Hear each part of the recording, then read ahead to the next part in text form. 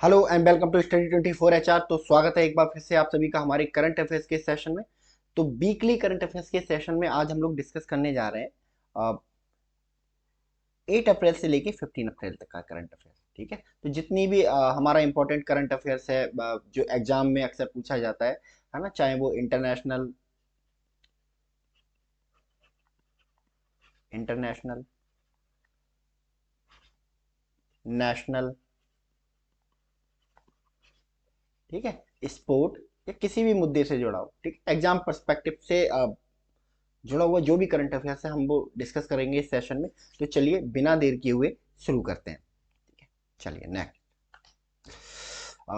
India, हमारा भारत, जब कभी भी किसी की मदद की करने की बात आती है तो हमारा दुश्मन ही क्यों ना सही, है ना, हमारे जो संस्कार है, हमारी वैल्यू है ना, वो हमें इनकरेज करती है कि भाई हम लोगों की वैल्यू, लोगों की मदद करें, है ना, या फिर चाहे वो हमारा दुश्मन ही क्यों ना हो। तो भी हाल ही में इंडिया ने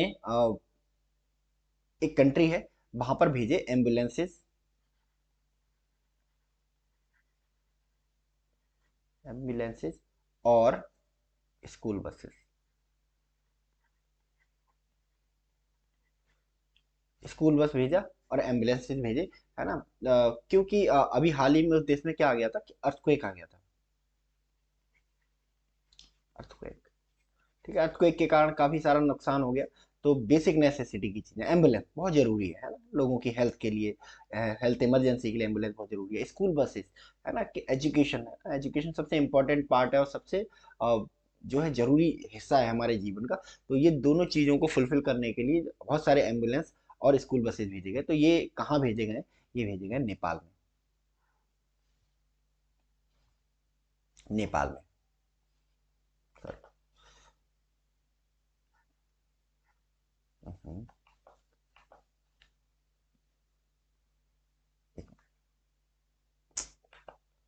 नेपाल में, ठीक है।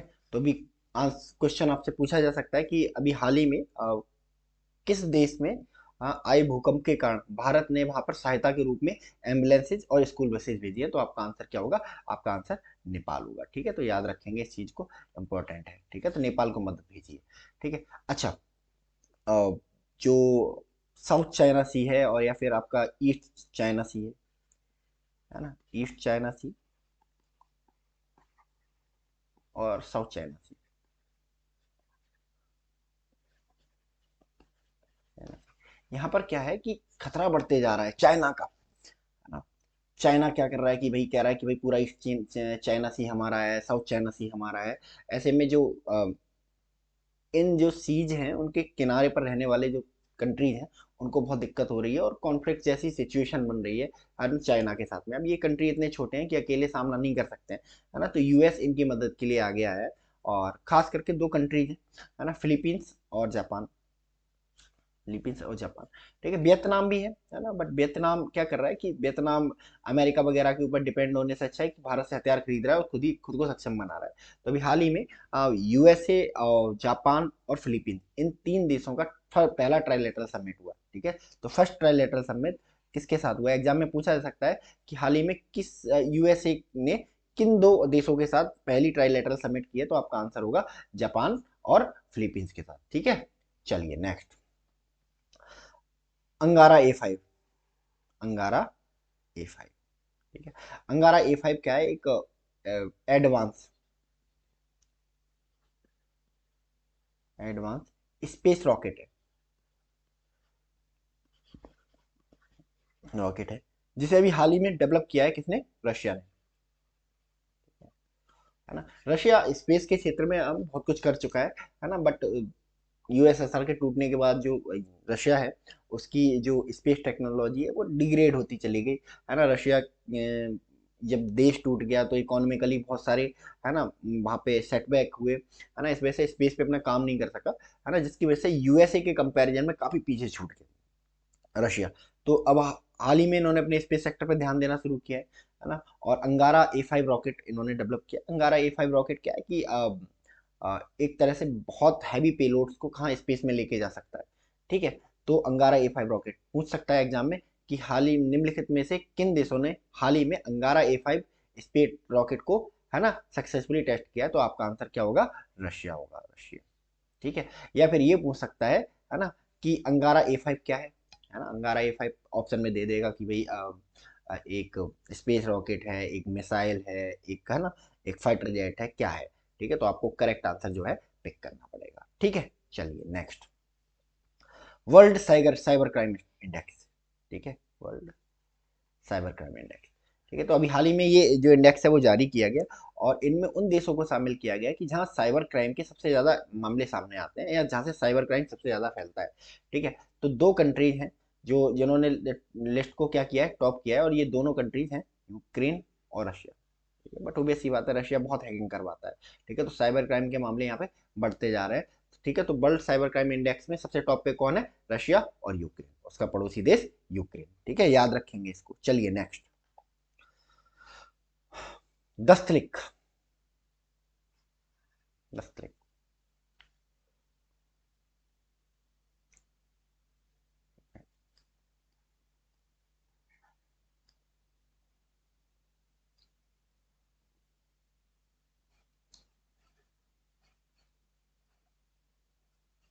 दस्तलिक, दस्तलिक, दस्तलिक एक डिफेंस एक्सरसाइज है, खास करके डिफेंस एक्सरसाइज में आर्मी एक्सरसाइज है ये, आर्मी एक्सरसाइज है। ठीक है, और ये आर्मी एक्सरसाइज होने वाली है दो देशों के बीच में, है ना। ये दो देश हैं, हमारा इंडिया, एक तो प्यारा हमारा इंडिया, हमारा प्यारा भारत, प्लस उज्बेकिस्तान। ठीक है, ठीक है, इंडिया और उज्बेकिस्तान के बीच में ये एक्सरसाइज होने वाली है। तो पूछ सकता है कि, है ना, दस्तलिक क्या है, तो बहुत सारे ऑप्शन दे देगा। दस्तलिक, है ना, एक सबमरीन है, एक जहाज है, एक डिफेंस एक्सरसाइज है ना, तो आपको सही आंसर चुनना होगा। यह पूछ सकता है कि जो डिफेंस एक्सरसाइज है, आर्मी एक्सरसाइज है, दस्तलिक, वो किन दो देशों के बीच में होती है, तो आपका आंसर क्या होगा? इंडिया और उज्बेकिस्तान के। ठीक है ना। कहाँ होने वाली है इस बार ये एक्सरसाइज? है ना, ये एक्सरसाइज होने वाली है उज्बेकिस्तान में। यहाँ पर हमारी जो इंडियन आर्मी है वो गई है यहाँ पर एक्सरसाइज करने, है ना, इसका नाम है उज्बेकिस्तान। ठीक है, चलिए, इंपॉर्टेंट है एग्जाम पर्सपेक्टिव से, याद रखेंगे इसको। ठीक है, चलिए, अब इंडिया और चाइना, अगर इकोनॉमी के क्षेत्र में देखें तो अब करंट समय में इन दोनों के बीच में बहुत भयंकर कंपटीशन चल रहा है ना, और दोनों एक दूसरे को कहीं किसी सेक्टर में पीछे छोड़ देते हैं, कोई भी कोई आगे निकल जाता है, कभी कोई आगे निकल जाता है, तो ऐसा ही एक सिनेरियो देखने में आया है। ठीक है, अभी इंडिया ने चाइना को ओवर पास किया है डिजिटल सर्विस एक्सपोर्ट में, है ना। डिजिटल सर्विसेज क्या होती है ना, जो ऐप वगैरह होते हैं आपके, ऐप हो गए, है ना, गेम्स हो गए, सॉफ्टवेयर्स हो गए, इस चीज में। ठीक है, तो अब जो है इंडिया जो है नंबर वन बन गया है चाइना को पछाड़ के डिजिटल सर्विस एक्सपोर्ट में, यानी कि बाहर के देशों से बहुत तेजी से डिमांड बढ़ रही है इंडिया के ऐप्स की, इंडिया से ऐप्स बनवाए जा रहे हैं, इंडिया से सॉफ्टवेयर डेवलप करवाए जा रहे हैं। ठीक है, तो बहुत तेजी से इनकी जो डिमांड है वो बढ़ी है, गेम्स बहुत तेजी से बढ़ रहे हैं। ठीक है, और ये टोटल जो एक्सपोर्ट है डिजिटल सर्विसेज का 2023 में ये रहा $257 बिलियन का, यानी कि हमारी इकोनॉमी का एक बहुत बड़ा, है ना, शेयर इसी सेक्टर से आया। 257 इज ए ह्यूज नंबर। ठीक है, और ये ऐसी वैसी किसी कंपनी ने या किसी एनजीओ ने नहीं बनाया, ये WTO की रिपोर्ट है, हाँ, WTO ने। ठीक है, चलिए, और अगर बात करें ग्लोबली, है ना, तो ग्लोबली अभी डिजिटल जो एक्सपोर्ट डिजिटल सर्विसेज है उनका जो मार्केट है टोटल, वो $4.25 ट्रिलियन का है, $4.25 ट्रिलियन का। इंपॉर्टेंट है एग्जाम पर्सपेक्टिव से ये भी। ठीक है, तो पूछ सकता है कि हाल ही में पब्लिश WTA की रिपोर्ट के अकॉर्डिंग, है ना, दुनिया में सबसे ज्यादा डिजिटल सर्विस का एक्सपोर्ट करने वाला कंट्री कौन सा है, तो आपका होगा आंसर होगा इंडिया। ठीक है, या पूछ सकता है कि अभी हाल ही में इंडिया ने डिजिटल सर्विस एक्सपोर्ट के मामले में किस कंट्री को पीछे छोड़ा है, तो आपका आंसर होगा चाइना। या आपसे ये भी पूछा जा सकता है कि हाल ही में निम्नलिखित में से अ, अ, ये पूछा जा सकता है कि हाल ही में भारत हाल ही में वर्ष 2023 में, है ना, इंडिया ने दुनिया को कुल कितने बिलियन डॉलर का जो डिजिटल सर्विसेज है वो एक्सपोर्ट करी, तो आपका आंसर होगा 257 मिलियन डॉलर। ठीक है, और टोटल ये भी पूछ सकता है कि अभी हाल ही में दुनिया में जो टोटल डिजिटल सर्विस का मार्केट है वो कितना है, तो $4.25 ट्रिलियन। ठीक है, चलिए, नेक्स्ट, अभी हाल ही में है ना, अमेरिका के प्रेसिडेंट जो बाइडन और जापान के जो प्राइम मिनिस्टर हैं फुमियो किशिदा, ठीक है, अ, इन्होंने रिवील किया कि भाई जो जापान है ना, जापान के एस्ट्रोनॉट भी कहाँ जाएंगे, है ना, जो मून है वहां पर जाएंगे। और किस प्रोग्राम के तहत जाएंगे, आर्टेमिस प्रोग्राम के तहत जाएंगे। ठीक है, इंडिया इस प्रोग्राम को पहले भी ज्वाइन कर सकता है, कर चुका है, यानी कि अब जो इंडिया, जापान और जो यूएसए, इसके जो एस्ट्रोनॉट है अब वो मून पर जाएंगे आर्टेमिस मिशन के थ्रू। आर्टेमिस मिशन एक्चुअली है क्या, ठीक है, अगर हम बात करें इस आर्टेमिस मिशन की,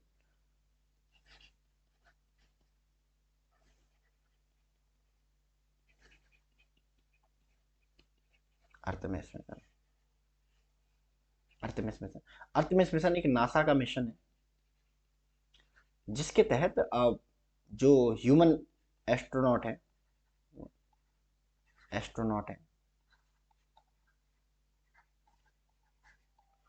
इनको कहाँ भेजना है, मून पर भेजना है दोबारा से।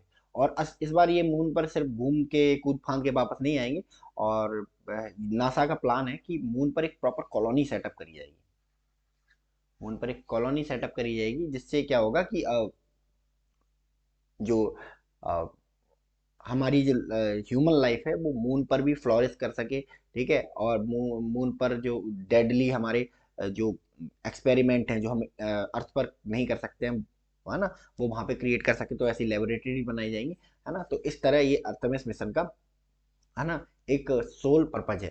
ठीक है, अब पहले अमेरिका चाहता था कि आर्टेमिस मिशन वो खुद अपने दम पे करेगा, बाद में लेटर ऑन उसने क्या करा, देशों को जोड़ना शुरू कर दिया कि ठीक है ना, कोई कंट्री अगर हमें ज्वाइन करेगा तो कुछ पैसे वैसे मिलेंगे और हमारा खर्चा थोड़ा कम होगा। ठीक है, और नाम किसका होगा, है ना, हमारा होगा, है ना। तो इसी वजह से बहुत सारे कंट्रीज को जो आर्टेमिस मिशन में, है ना, ऐड कर रहा है ये। ठीक है, जिसमें इंडिया पहले ही हो चुका है, जापान, ठीक है, इसके अलावा यूके को ऐड कर चुके हैं ये, ऑस्ट्रेलिया को आर्टेमिस मिशन में ऐड कर चुके हैं, इसके अलावा यूएई को ऐड कर चुके हैं, ठीक है, इसके अलावा इजराइल को ऐड कर चुके हैं, ठीक है, और सऊदी अरबिया को भी ऐड कर चुके हैं, सऊदी अरबिया को ऐड कर चुके हैं। इस तरह से बहुत सारे कंट्रीज को, है ना, आर्टेमिस मिशन में ऐड किया जा चुका है अभी तक यूएसए के द्वारा। ठीक है, चलिए नेक्स्ट, इंडिया में हाई कमिश्नर, ठीक है, यूके ने इंडिया में अपनी पहली फीमेल हाई कमिश्नर को अपॉइंट किया है। ठीक है, तो हाई कमिश्नर और जो एम्बेसडर होता है उसके बीच का हम अंतर जान लेते हैं सबसे पहले। ठीक है, देखो आपने दो टर्म सुने होंगे, एक तो सुना होगा एम्बेसी, और दूसरा सुना होगा high commissioner, high commission, high commission. Embassy, जो आपने सुना होगा, एम्बेसी क्या होता है कि कोई कंट्री, मान लो भारत है ना, यूएसए में जाएगा, एक अपनी एम्बेसी बनाएगा, ताकि जो यूएसए में रहने वाले भारत के लोग हैं, है ना, उनको कोई प्रॉब्लम आती है, वो सरकार से कुछ कहना चाहते हैं, कोई मदद चाहते हैं, तो एम्बेसी के थ्रू अपना मैसेज पास कर सकते हैं। ठीक है, ऐसे ही एम्बेसी की तरह बिल्कुल हाई कमीशन होता है, बिल्कुल दोनों में कोई अंतर नहीं होता, बस नाम का अंतर है। ठीक है, अब हाई कमीशन किसको बोला जाता है और एम्बेसी किसको बोला जाता है। ठीक है, मान लो दो कंट्री हैं, इंडिया और पाकिस्तान। ठीक है, अगर दोनों ही कंट्री पास्ट में किसकी, ब्रिटेन यानी कि यूके की स्लेव रही हैं, तो ये दोनों कंट्री एक दूसरे के यहाँ क्या बनाएंगी, हाई कमीशन बनाएंगी। यहाँ पे जो एम्बेसी बनेगी उसको हाई कमीशन बोला जाएगा। जैसे पाकिस्तान यहाँ पे आके अपनी एम्बेसी बनाएगा, उसको क्या बोला जाएगा, हाई कमीशन। इंडिया पाकिस्तान में जाके अपनी एम्बेसी बनाएगा, इसको क्या बोला जाएगा, हाई कमीशन बोला जाएगा। ऐसे यूके इंडिया में आके अपनी एम्बेसी बनाएगा, इसको हाई कमीशन बोला जाएगा। यूके पाकिस्तान में जाके अपनी एम्बेसी बनाएगा, उसको हाई कमीशन बोला जाएगा। यानी कि ब्रिटेन के स्लेव होना जरूरी है इसके लिए। ठीक है, आप देखो कनाडा में जाओ, कनाडा में यूए इंडिया का क्या मिलेगा, हाई कमीशन मिलने वाला है, क्योंकि कनाडा स्लेव है किसका, यूके का। ऑस्ट्रेलिया में जाओगे तो वहां भी आपको मिलने वाला है। ठीक है, एम्बेसी, है ना। अब देखो इंडिया और इंडिया और यूएसए, यूएसए में इंडिया की क्या मिलेगी, एम्बेसी मिलेगी, एम्बेसी खोल के रखी है, क्योंकि यूएसए क्या है, यूएसए कभी भी ब्रिटेन का स्लेव नहीं रहा। इंडिया रहा है बट ब्रिटेन नहीं रहा है। कंडीशन क्या है हाई कमीशन बोलने के लिए, दोनों ही स्लेव रहने चाहिए।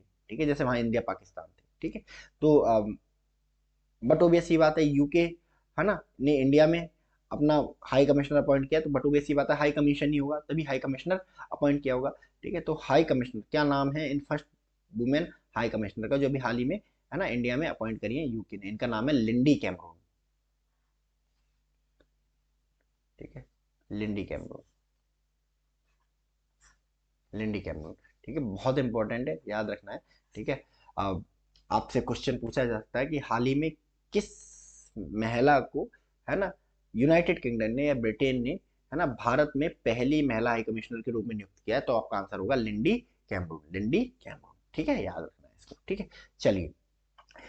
पाकिस्तान, है ना, पाकिस्तान की भी बात होती है तो पाकिस्तान में दो ही चीजें चल रही हैं, है ना। वैसे वो एक तो हमेशा ही चलती रहती है, एक तो टेररिज्म, दूसरा इलेक्शन। ठीक है, अभी इलेक्शन हुए हैं यहाँ पे। ठीक है, इलेक्शन हुआ, धांधली वाले इलेक्शन हुए। उसके बाद अब सरकारें बनना शुरू हो गई हैं। ठीक है, सरकार बन भी गई है सेंटर में, है ना। जो प्रेसिडेंट है वो आसिफ अली जरदारी बन गए हैं, और जो प्राइम मिनिस्टर हैं वो कौन बन गए हैं?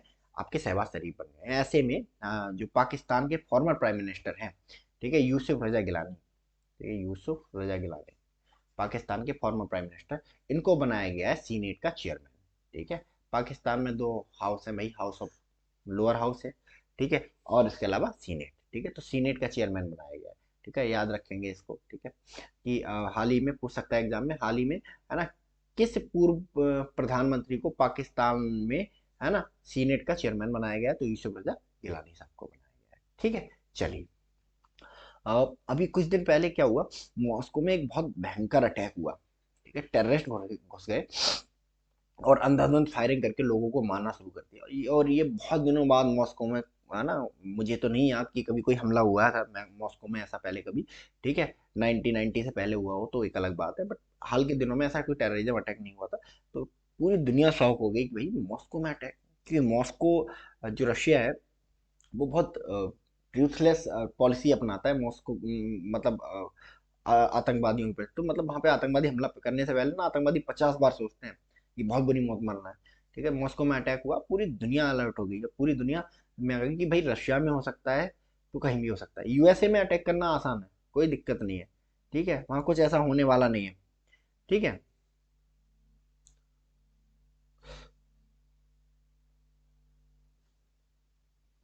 वहाँ अटैक करना आसान है। ठीक है ना, क्योंकि डेमोक्रेटिक कंट्री है, बट यहाँ पे अटैक करना आसान नहीं है। ठीक है, तो इसके बाद बहुत सारे जो कंट्रीज हैं वो किस में आ गए, है ना, सकते में आ गए, बहुत ज़्यादा डर गए। तो अभी हाल ही में, है ना, एक कंट्री ने इंडिया के साथ एक पैक्ट साइन किया है, जिसके तहत इंडिया और वो कंट्री दोनों मिलकर बनाएंगे counter terror, cooperation, counter terror cooperation in response to Moscow attack, in response to Moscow attack. तो ठीक है, कौन सा कंट्री है? कजाकिस्तान। ठीक है, तो याद रखेंगे, कजाकिस्तान ने बनाया है ना, आपके इंडिया के साथ में एक काउंटर टेरर टेरर कॉपरेशन, है ना, फॉर्म करने का जो है डिसीजन लिया है। ठीक है, चलिए। अ, अभी हाल ही में टेक्सास ओपन हुआ, बेलेरो टेक्सास ओपन, ये किससे रिलेटेड है? गोल्फ से रिलेटेड, गोल्फ से रिलेटेड। इसे किसने जीता? इसे जीता एक इंडियन ने, इंडियन अमेरिकन गोल्फर ने, जिनका नाम है अक्षय भाटिया। ठीक है, तो आपसे एग्जाम में पूछा जा सकता है हाल ही में संपन्न बेलेरो टेक्सास ओपन को किस इंडियन अमेरिकन गोल्फर ने जीता है? तो आपका आंसर होगा अक्षय भाटिया। ठीक है, चलिए नेक्स्ट।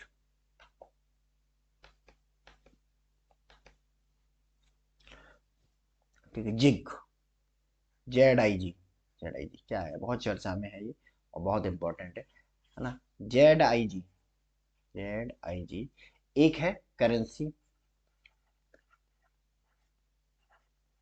जिसको लॉन्च किया है किसने? जिम्बाब्वे ने, जिम्बाब्वे ने। ठीक है, हुआ क्या है कि भाई जिम्बाब्वे में ना बहुत दिनों से चल रहा है इन्फ्लेशन, रुपए की वहाँ जो करेंसी थी ना उसकी कोई वैल्यू रही नहीं है। ठीक है, बहुत बुरी सिचुएशन है, मतलब आप देख सकते हो यूट्यूब पे वीडियो उसके पड़े हुए हैं। एक टूथपेस्ट खरीदने के लिए एक बैग भर भर के पैसा लेके जा रहे हैं लोग वहाँ पे। ये सिचुएशन वहाँ पे पैदा हो गई है, अभी अराइज हो गई है। ठीक है, तो इससे बचने के लिए अब क्या किया है कि जिम्बाब्वे का जो सेंट्रल बैंक है, जिम्बाब्वे के सेंट्रल बैंक ने क्या कर दिया है, जिम्बाब्वे के सेंट्रल बैंक ने जिम्बाब्वे के सेंट्रल बैंक ने कर दिया है कि जो पुरानी करेंसी है उसको बैन कर दिया है कि भाई, है ना, पुरानी करेंसी अब नहीं चलेगी। एंड एक नई करेंसी लागू करी है ना, ताकि जो पुरानी करेंसी अगर है, उसको इनवैलिड कर दिया, है ना, तो लोगों के पास पैसा बचेगा ही नहीं। अभी प्रॉब्लम क्या है? इन्फ्लेशन क्यों है वहाँ पे? पैसा सब लोगों के पास है। अब हमने क्या करा कि पैसे को ही कैंसिल कर दिया कि भाई ये नोट चलेंगे ही नहीं, पैसा बचा ही नहीं। तो इसलिए नई करेंसी लॉन्च करी है, और जो कि गोल्ड बैक्ड है। ठीक है, गोल्ड बैक्ड है, तो इस करेंसी का नाम है जिग। ठीक है, एग्जाम में पूछा जा सकता है कि हाल ही में जिम्बाब्वे ने जिस करेंसी को है ना इंट्रोड्यूस किया है, उस करेंसी का नाम क्या है, तो जिग, JIG। ठीक है, या पूछ सकता है JIG क्या है। ठीक है, तो JIG क्या है, एक करेंसी है। ठीक है, जिसे जिम्बाब्वे की गवर्नमेंट ने, सेंट्रल बैंक ने अभी लागू किया है, रिजर्व बैंक ऑफ जिम्बाब्वे ने। ठीक है, जो कि एक गोल्ड बैक्ड करेंसी है। ठीक है, चलिए नेक्स्ट। आयरलैंड, आयरलैंड में भी इलेक्शन हुए। ठीक है, आयरलैंड में भी इलेक्शन हुए, और आयरलैंड को मिला है उसका youngest prime minister. Youngest prime minister क्या नाम है इन यंगेस्ट प्राइम मिनिस्टर का? इन यंगेस्ट प्राइम मिनिस्टर का नाम है सिमोन हारिस। सिमोन हारिस। ठीक है, सिमोन हारिस बने यंगेस्ट प्राइम मिनिस्टर ऑफ, है ना, आयरलैंड, और इनकी एज मात्र 37 ईयर है। और ये किसको रिप्लेस करने वाले हैं, ये लियो है ना, बराडकर को। ठीक है, Leo Varadkar, one of the oldest prime minister. ठीक है, तो one of the oldest prime minister of Ireland is going to be replaced by one of the youngest prime minister of Ireland. ठीक है, जिनका नाम है सिमोन हारिस। ठीक है, इंपॉर्टेंट है, याद रखना है, इसको पूछा जाता है। ठीक है, चलिए नेक्स्ट। अभी क्या हुआ था कुछ दिन पहले,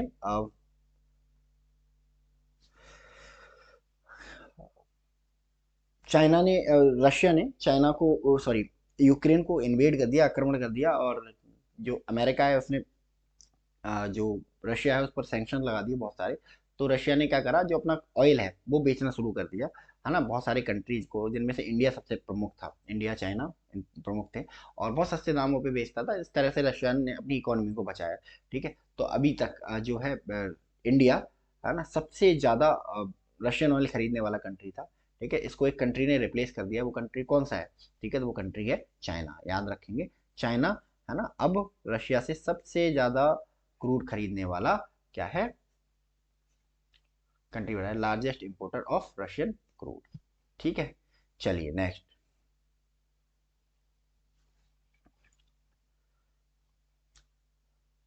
स्लोवाकिया। स्लोवाकिया, आपने सुना होगा स्लोवाकिया के बारे में। स्लोवाकिया एक कंट्री है जो ईस्टर्न यूरोप में है ना, लगभग ईस्टर्न यूरोप में है, ईस्टर्न यूरोप में है। ठीक है, और यहाँ प्रेसिडेंशियल फॉर्म गवर्नमेंट है। ठीक है, तो यहाँ प्रेसिडेंट के लिए इलेक्शन हुए, है ना। अब यहाँ पे दो कैंडिडेट खड़े हुए थे। एक कैंडिडेट था, है ना, अमेरिका का समर्थन करने वाला, अमेरिका समर्थित, अमेरिका समर्थित। दूसरा कैंडिडेट था रूस समर्थित, रूस समर्थित। ठीक है, रूस समर्थित, है ना। एक क्या था, मतलब एक कैंडिडेट था जो कह रहा था कि भाई, है ना, अमेरिका को सपोर्ट करो, अमेरिका बहुत सारा पैसा देगा, बहुत सारा हथियार देगा, प्रोटेक्शन देगा। है ना, एक कह रहे थे रूस को सपोर्ट करो, रूस हमारा दोस्त है। ठीक है, रूस को सपोर्ट नहीं करोगे तो रूस क्या कर देगा, अटैक कर देगा। तो प्रो रशिया प्रेसिडेंट जो है जीत गए, रशिया को समर्थन करने वाले प्रेसिडेंट जीत गए। क्या नाम है इन प्रेसिडेंट का? इनका नाम है पीटर पैलेग्रिनी। पीटर पैलेग्रिनी। ठीक है, पीटर पेलेग्रिनी बन गए हैं, है ना, नए प्रेसिडेंट, है ना, किसके? स्लोवाकिया के। स्लोवाकिया के नए प्रेसिडेंट है पीटर पेलेग्रिनी। ठीक है, याद रखेंगे इसको। चलिए नेक्स्ट।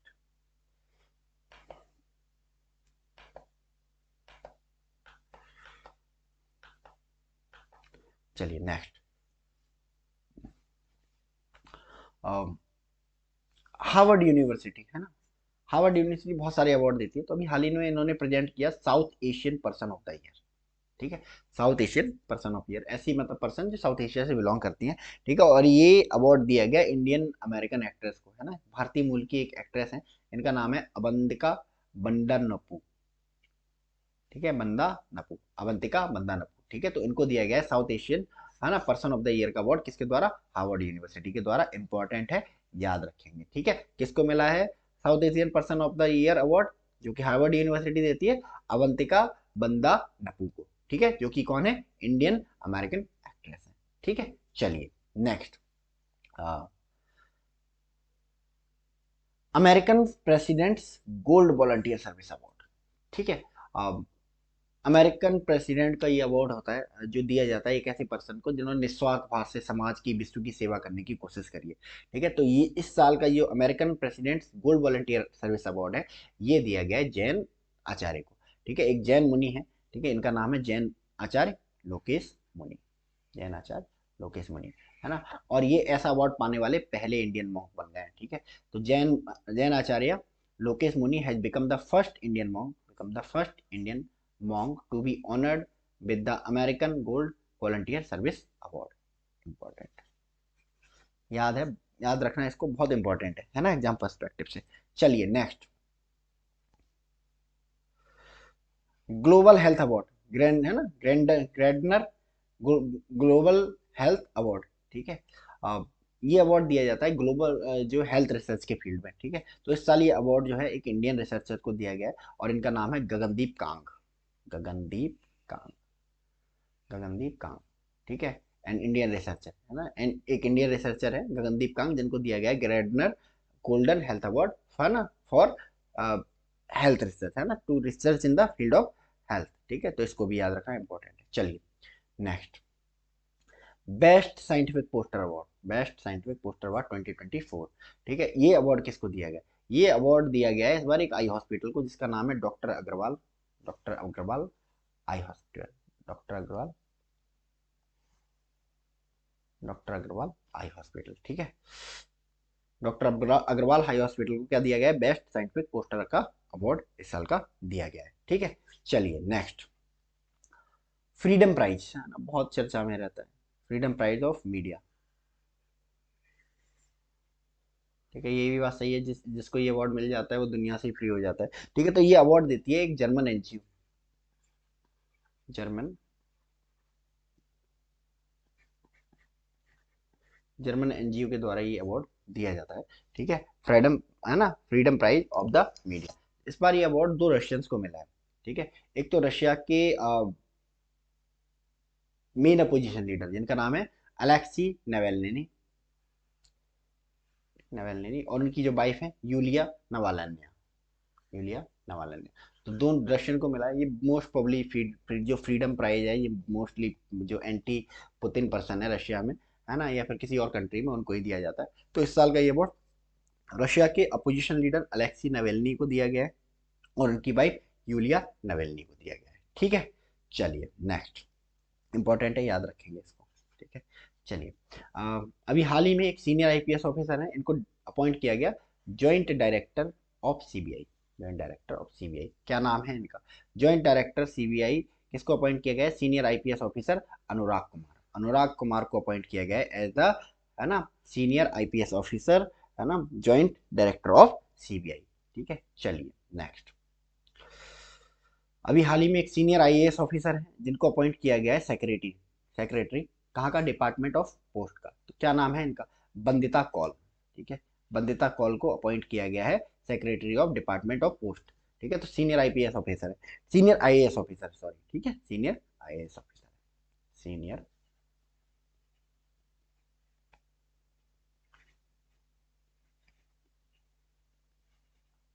सीनियर आईएएस ऑफिसर, ठीक है। तो सेक्रेटरी हैं डिपार्टमेंट ऑफ पोस्ट की, ठीक है। चलिए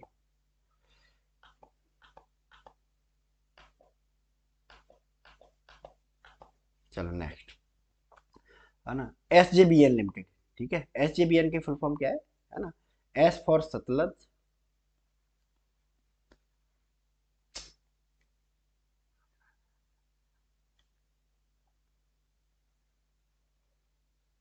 सतलज जल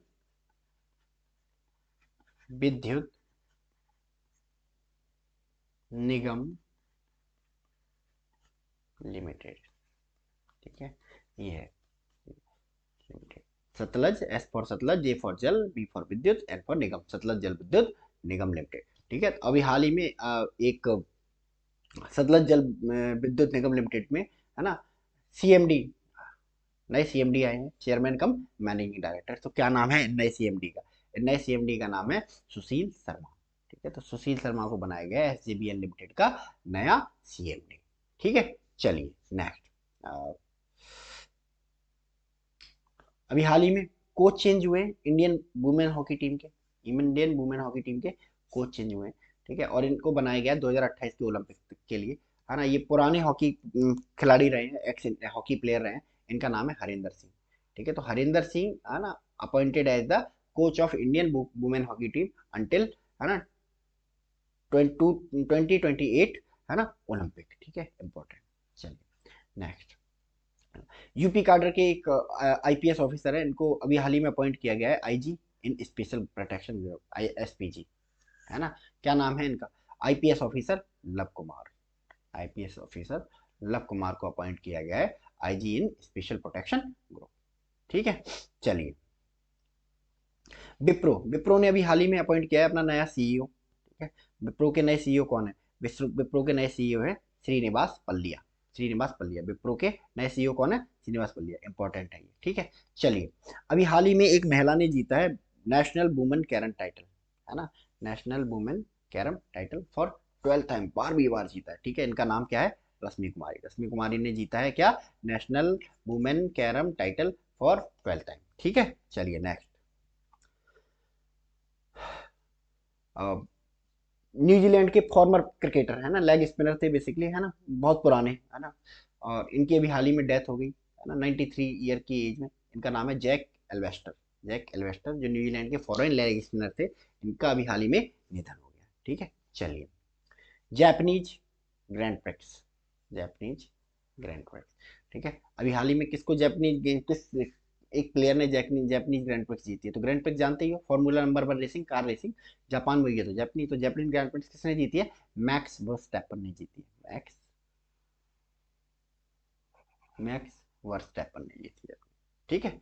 चलो next, national judicial academy, national judicial academy बनाई गई थी जो दुनिया इंडिया में वर्ल्ड क्लास जजेस को तैयार करने के लिए, ठीक है, ताकि जजमेंट बहुत अच्छे से दे सके, फास्ट हो सके जजमेंट, ठीक है, और ना जजों को स्किलफुल बनाया जा सके, इस पर्पज के साथ नेशनल जुडिशियल अकेडमी बनाई गई थी। और इस जुडिशियल अकेडमी का जो बॉस होता है वो होता है आपका एक सुप्रीम कोर्ट का, है ना, chief justice, sorry, supreme court का रिटायर्ड जस्टिस, ठीक है। तो अभी हाल ही में किस जज को सुप्रीम को नेशनल जुडिशियल अकेडमी का डायरेक्टर बनाया गया? तो इनको, ये हैं सुप्रीम कोर्ट के रिटायर्ड जज हैं, जस्टिस अनिरुद्ध बोस, जस्टिस अनिरुद्ध बोस, ठीक है, इंपॉर्टेंट है, याद रखना, ठीक है। चलिए नेक्स्ट, है ना, पहले इंडियन पायलट बने हैं, है ना, स्पेस टूरिज्म को, है ना, प्रमोट करने के लिए, है ना। क्या नाम है इनका? गोटू ठोटाकुरा, ठोटाकुरा, ठीक है। चलिए नेक्स्ट, गनगौर, है ना, गनगौर एक फेस्टिवल है जो अभी हाल ही में सेलिब्रेट किया गया है ना, हर साल सेलिब्रेट किया जाता है। कहाँ सेलिब्रेट किया जाता है गनगौर फेस्टिवल? गनगौर फेस्टिवल को सेलिब्रेट किया जाता है राजस्थान में। किसका क्या क्या पर्पज है इसका, है ना, लॉर्ड और जो हमारी पार्वती, लॉर्ड गॉड शिव, शिव हैं जो, है ना, भगवान शिव और पार्वती जी का जो मिलन है, उनका विवाह दिखाने के लिए इस गनगौर को बनाया जाता है। तो गनगौर कहाँ मनाया जाता है? राजस्थान में मनाया जाता है, ठीक है। चलिए नेक्स्ट, ठीक है, अभी हाल ही में दुनिया के सबसे बुजुर्ग इंसान, है ना, बनाए गए हैं। पहले पिछले सेशन में हमने पढ़ा था 114 साल के एक सबसे बुजुर्ग इंसान की डेथ हो गई, तो उनके बाद अब 111 साल के एक इंसान है जो दुनिया के सबसे बूढ़े आदमी बन गए, और इनका नाम है जॉन अल्फ्रेड टिनिसवुड, जॉन अल्फ्रेड टिनिसवुड, याद रखना है इसको, ठीक है। दुनिया के सबसे बुजुर्ग इंसान जॉन अल्फ्रेड टिनिसवुड, ठीक है, 111 साल उम्र है इनकी, ठीक है।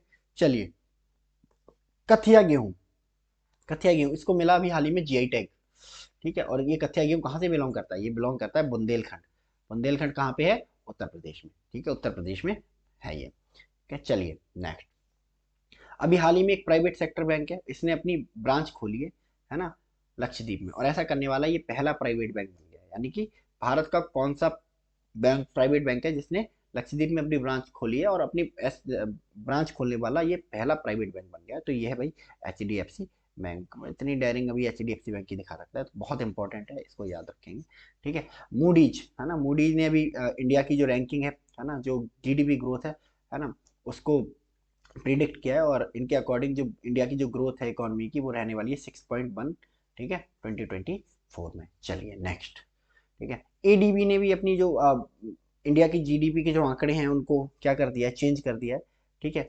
पहले इन्होंने एडीबी में बताया था कि इंडिया की जो जीडीपी ग्रोथ है 6.7% रहेगी, अब इनके अकॉर्डिंग 7% रहेगी, 7% रहेगी, ठीक है। चलिए, ठीक है, तो ये रहा आपका इस सेशन का करंट अफेयर्स 8 से 15 अप्रैल तक का, ठीक है। नेक्स्ट सेशन में हम लोग मिलेंगे 15 से 22 तक का मोस्ट प्रोबेबली करंट अफेयर्स करेंगे। तो चलिए मिलते हैं नेक्स्ट सेशन में, इस सेशन में इतना ही। So thank you so much and God bless you all.